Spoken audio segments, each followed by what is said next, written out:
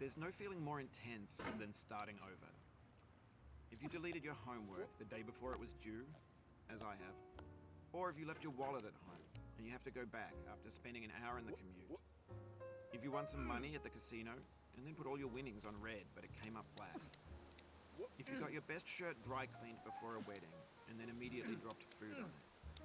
If you won an argument with a friend and then later discovered that they just returned to their original view. Starting over is harder than starting up. If you're not ready for that, like if you've already had a bad day, then what you're about to go through might be too much. Feel free to go away and come back. I'll be here. Alright, thanks for coming with me on this trip. I'll understand if you have to take a break at any point. Just find a safe place to stop and quit the game. And don't worry, I'll save your progress, always, even your mistakes. This game is a homage to a free game that came out in 2002, titled Sexy Hiking.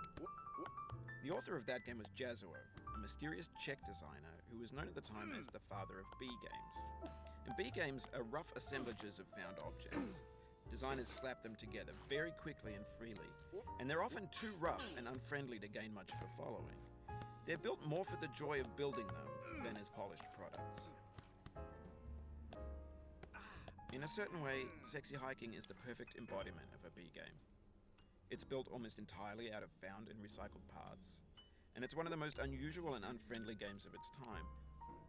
In it, your task is simply to drag yourself up a mountain with a hammer. And that act of climbing, in the digital world or in real life, has certain essential properties that give the game its flavor.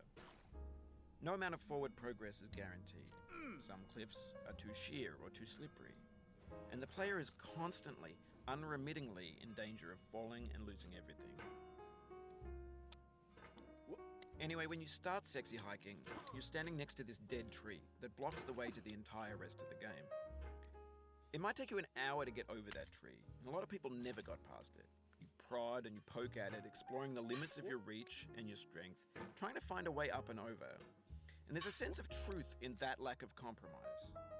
Most obstacles in video game worlds are fake. You can be completely confident in your ability to get through them once you have the correct method or the correct equipment or just by spending enough time.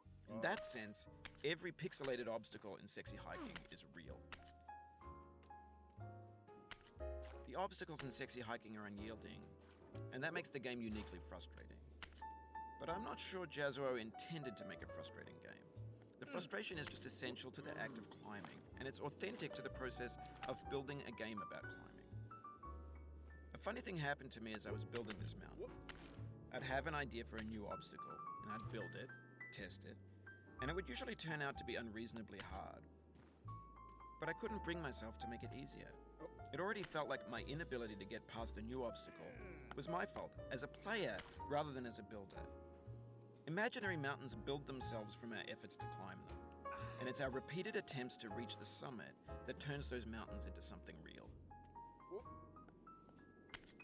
When you're building a video game world, you're building with ideas, and that can be like working with quickset cement. You mold your ideas into a certain shape that can be played with, and in the process of playing with them, they begin to harden and set until they're immutable, like rock.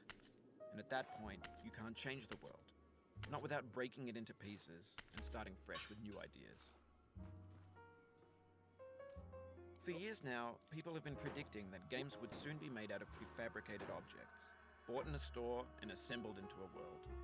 And for the most part, that hasn't happened, because the objects in the stores are trash. I don't mean they look bad or that they're badly made, although a lot of them are. I mean they're trash in the way that food becomes trash as soon as you put it in the sink. Things are made to be consumed and used in a certain context, and once the moment is gone, they transform into garbage.